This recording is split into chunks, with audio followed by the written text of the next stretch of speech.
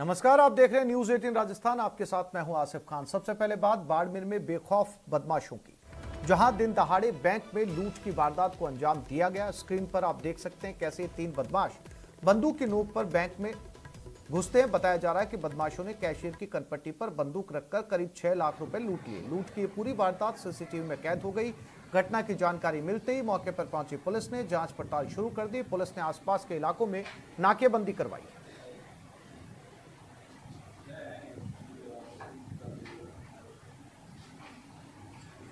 और इसी खबर पर ज्यादा जानकारी के लिए बात करते हैं हमारे बाड़मेर संवाददाता प्रेमदान देथा के साथ। प्रेमदान, सीसीटीवी के फुटेज बता रहे हैं जैसे अक्सर बॉलीवुड फिल्मों में जो नजर आता है कि बैंक के अंदर लुटेरे घुसते हैं और इसी तरीके से जो है बैंक कर्मियों को बंधक बनाकर कैश लूटा जाता है, वो फिल्म की बात है। लेकिन ये तस्वीरें रियल हैं और कानून व्यवस्था पर बहुत बड़ा सवाल। प्रेमदान, बिल्कुल, सबसे बड़ी बात यह है कि बैंक की शाखा के अंदर इस तरीके से हाथ में पिस्टल लहराते हुए तीन बदमाश घुस जाते हैं और बैंक के कैशियर के कनपट्टी पे पिस्टल रख करके उसको कैश लेके फरार हो जाते हैं। तो अपने आप में कहीं न कहीं कानून व्यवस्था के ऊपर क्वेश्चन मार्क जरूर खड़ा होता है।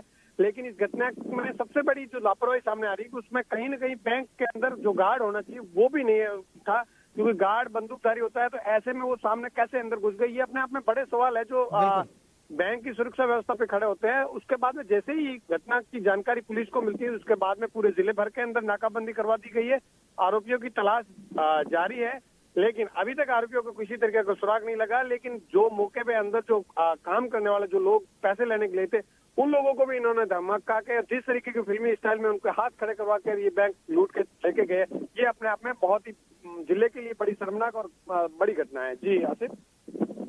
प्रेमदान, क्या फायरिंग की भी सूचना मिली है? बैंक में फायरिंग भी की गई थी?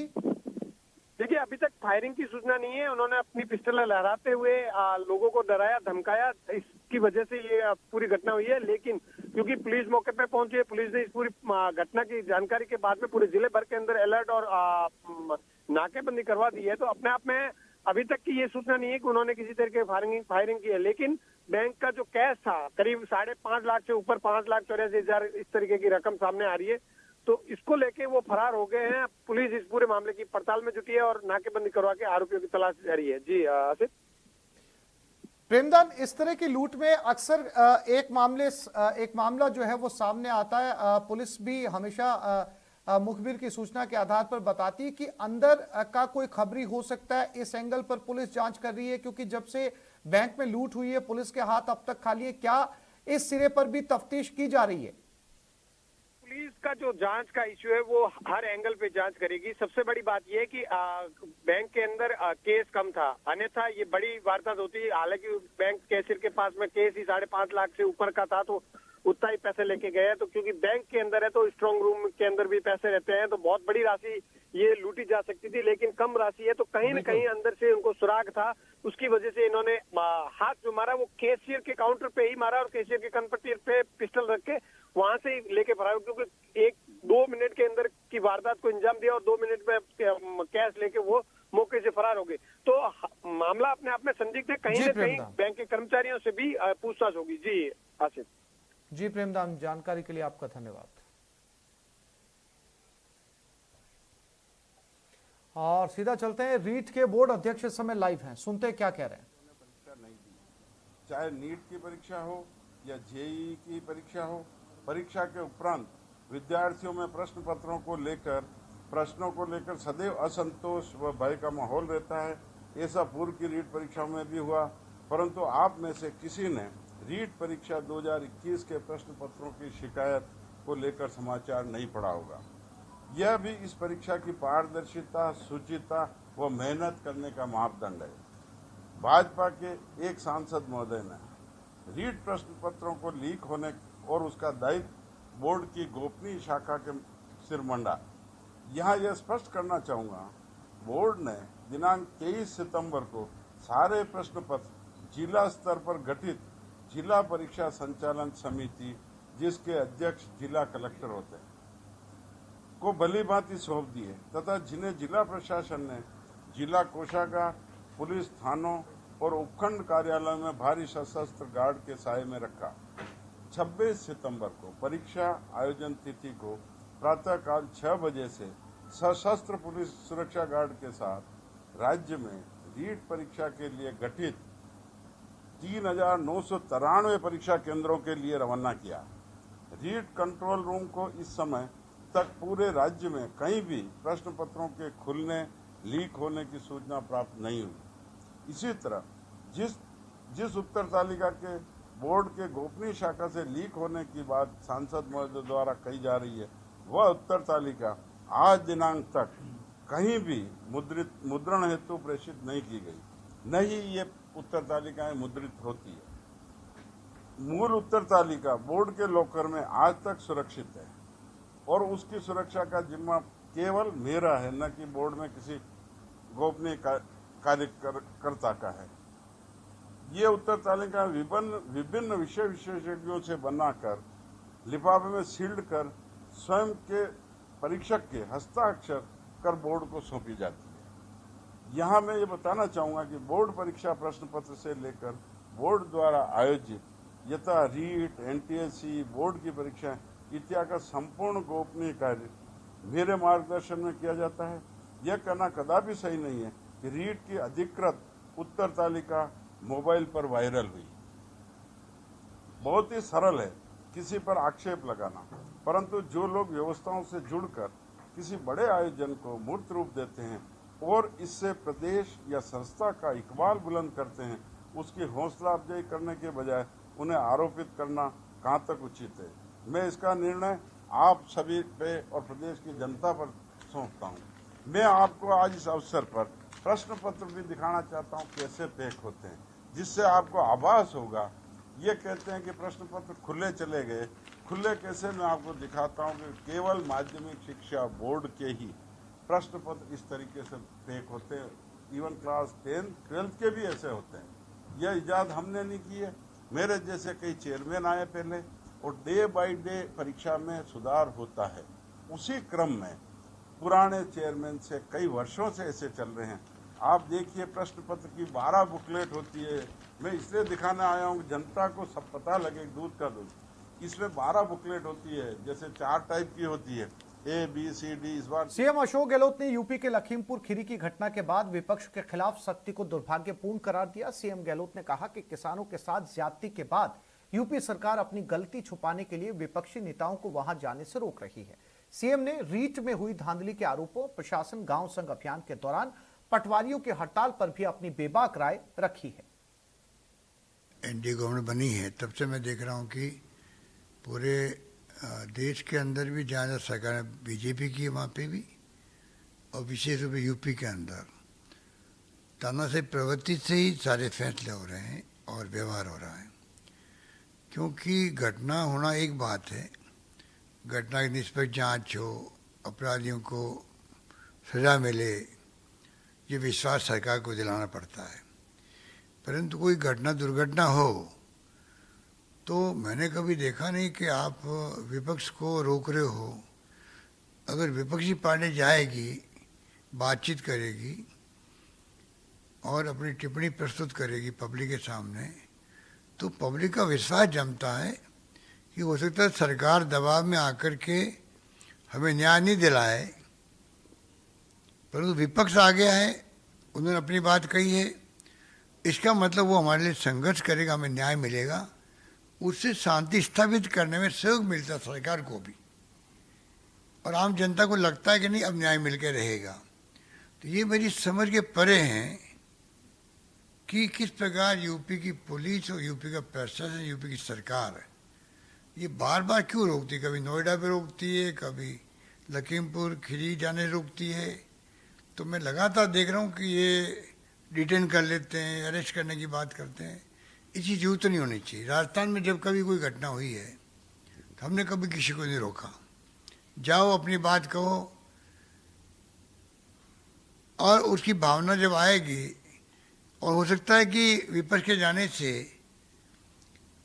लोग बयान देने के लिए आगे आएँ, अपनी बात कहने के लिए आगे आएँ, उससे हो सकता है और सच्चाई का सामना हो। अगर सरकार में ईमानदारी है और सरकार चाहती है कि अगर किसी ने क्राइम किया है, किसी की गलती है, जिसके कारण सब कुछ इस वहाँ पे इतने लोग मारे गए, अगर सच्चाई सामने आती है तो आपको तकलीफ क्या होती है? तो आपको तो खुद को आगे आके सहयोग करना चाहिए। विपक्षी पार्टी जाए, उनके लिए पुलिस प्रशासन को कहना चाहिए कि इनको कोई तकलीफ नहीं होनी चाहिए, इनकी सिक्योरिटी पूरी होनी चाहिए।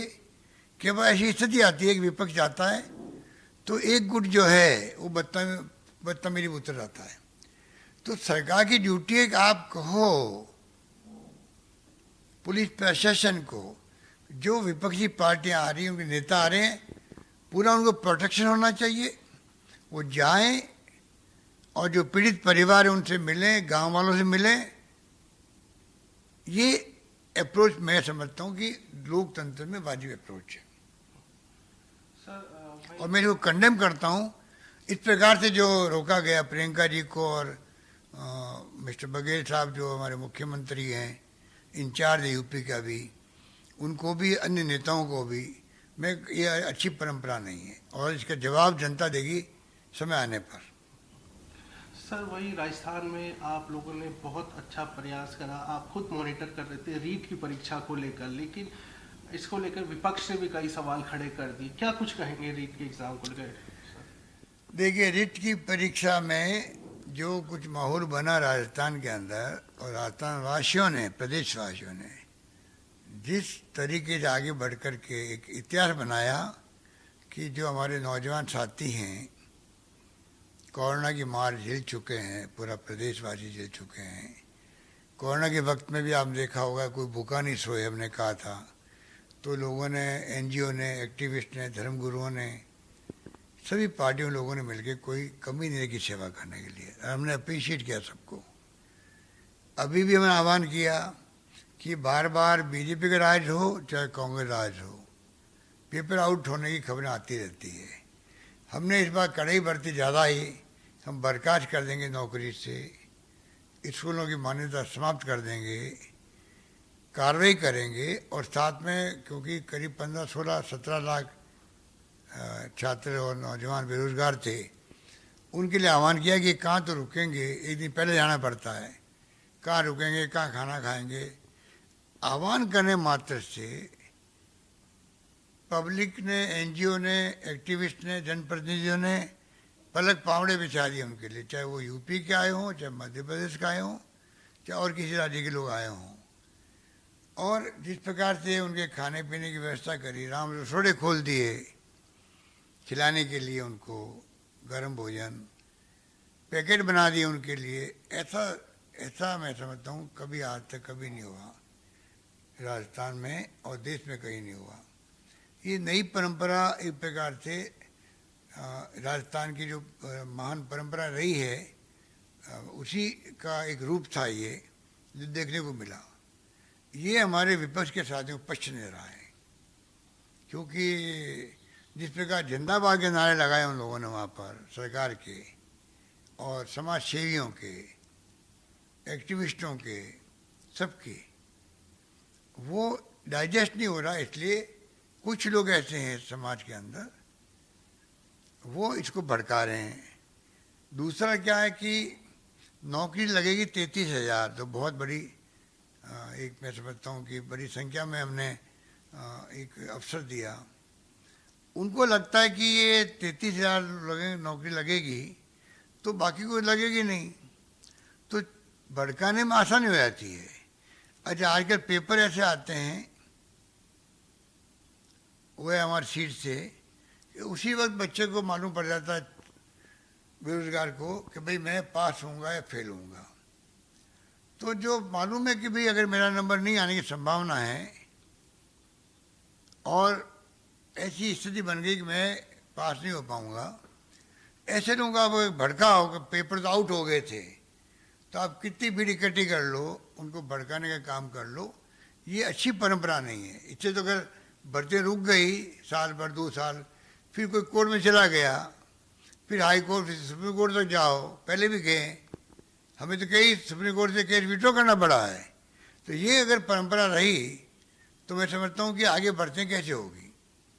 तो ये विपक्ष को समझना चाहिए कि ऐसी गलती नहीं करे, कि उनके शासन के अंदर भी, जब भारतीय जनता पार्टी का शासन था तब भी पेपर आउट कई बार हुए हैं।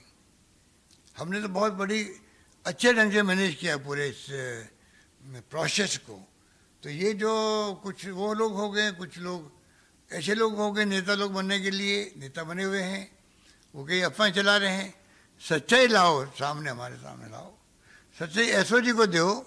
हम वादा करते हैं कि किसी को नहीं बख्शा जाएगा, किसी को नहीं बख्शा जाएगा, और बख्शना चाहिए भी नहीं, क्योंकि आप लाखों नौजवानों के भविष्य के साथ खिलवाड़ कर रहे हो। सरकार किसी कीमत पर नहीं बख्शेगी उनको, ये मान के चलो। भड़काने वाला काम छोड़ो, आप लोग भड़काने वाला काम छोड़ो। अगर सच्चाई है, मालूम हुआ एक सेंटर में 2 सेंटर में मान लो पेपर आउट हो गया, तो आपको अधिकार है बताने का। हम पता कर लेंगे भाई इससे एक सेंटर पे 2 सेंटर पे बात पहुंच गई है, पेपर आउट हो गया है, हम वहाँ वापस एग्जाम करवा देंगे। पर उसकी आड़ के अंदर आप चाहो कि पूरे लाखों लोग वापस उनको बुलाओ, परीक्षा दिलवाओ, ये कहाँ की समझदारी है, ये समझ के परे हैं। इसलिए अगर कोई शिकायत मिलेगी, सच्चाई होगी, तो हम वापस पेपर करवा देंगे उन सेंटर पे जहाँ पर ये शिकायत हुई है। उसकी आड़ में आप लाखों लोगों को कैसे आप वहाँ पे ये उम्मीद कर सकते हो कि सरकार उसके लिए वापस एग्जाम करवाएगी। तो ये तमाम जो हरकतें चल रही अच्छी नहीं हैं और सरकार बर्दाश्त भी नहीं करेगी। देखिए, पटवारी हो, गिरदावर हो या हमारे सम्मानित तहसीलदार हो, हम सब जो है पब्लिक सर्वेंट है, उसमें हम सब आते हैं, जनप्रतिनिधि भी आते हैं। हमारी ड्यूटी होनी चाहिए कि पहले हम प्रदेशवासियों की, गांव की, गरीब की सेवा करें। इसीलिए हम लोग पब्लिक सर्वेंट कहलाते हैं। और जब सरकार ने इतना बड़ा निर्णय किया, कैबिनेट ने, कि प्रशासन गाँव के संग, प्रशासन शहरों के संग अभियान चलेगा, 2 महीने 3 महीने चलेगा। ऐसे वक्त में तो अगर कोई शिकायतें सरकार से है, मांगे हैं, उनको दरकिनार करके आगे आके कहना चाहिए हम ऐसे वक्त में सरकार के साथ खड़े हैं और प्रदेशवासियों की सेवा करने में कोई कमी नहीं रखेंगे। जितने रेवेन्यू के मैटर हैं अन्य विभागों की तरह हम भी उनको पूरा करवाएंगे। किसान लंबे समय से इंतजार कर रहा है, ग्रामवासी, कि हमारी समस्या के समाधान इन कैंपों में होंगे। उस कैंपों के वक्त में ये स्ट्राइक की बात करना, बहिष्कार की बात करना, ये कहाँ की समझदारी है, कहाँ की समझदारी है? पब्लिक क्या सोची होगी इनके बारे में? आप नौकरी करते हो, पब्लिक सर्वेंट हो, सेवा करने के लिए, और आज जो इतना बड़ा अभियान चल रहा है जिसमें लोगों को राहत मिलेगी, उसमें आप अपने खुद के हितों की बात करते हो खाली। जबकि सरकार हमेशा आपके हितों को बहुत गंभीरता से लेती है और उसी ढंग से हम फैसले करते हैं। कई फैसले ऐसे होते हैं जो एकदम नहीं हो सकते, उसके लिए परीक्षण करना पड़ता है, क्योंकि और भी जो सर्विस में लोग हैं उन पे क्या इम्पैक्ट पड़ेगा, कौन सा फैसला करने में हम लोग सक्षम हैं अभी, कौन सा हम परीक्षण करने के बाद सोचेंगे क्या फैसला हो सकता है। तो आप सरकार पे दबाव दे करके अगर आप इस प्रकार से ब्लैकमेल करोगे कि सरकार दबाव मारेगी, क्योंकि इतना बड़ा अभियान हमारे बगैर कामयाब नहीं होगा। अगर आपकी ये सोच है तो मैं समझता हूँ कि आपके जो नेता लोग हैं उनको चाहिए कि वो अपने अंतरात्मा में से पूछे कि आपका जो ये कदम है क्या ये जनहित के अंदर है। आप अगर पब्लिक सर्वेंट है तो क्या आपका ये कर्तव्य है कि आप ऐसे वक्त में इस प्रकार की सोच रखें और बहिष्कार करें। मैं उम्मीद करता हूँ कि हमारे तमाम अधिकारी लगे हुए हैं समझाइश करने के अंदर, और मुझे पूरा विश्वास है कि पहले रेवेन्यू मिनिस्टर हरीश चौधरी ने अपील करी इनसे और उनसे बातचीत भी करी, उनको आश्वासन दिया। उसके बावजूद भी ये अगर अभी तक भी जब शानदार कैंप चल रहे हैं, तमाम विभाग के लोग काम कर रहे हैं और ये रेवेन्यू के काम में अटके पड़े हैं, मैं उम्मीद करता हूँ कि ये सब समझदारी के परिचय देंगे और अपना ये जो आंदोलन है इसको समाप्त करके अविलंब काम पे जाएंगे, मुझे पूरा विश्वास है। तो इस बुलेटिन में फिलहाल इतना ही। नमस्कार।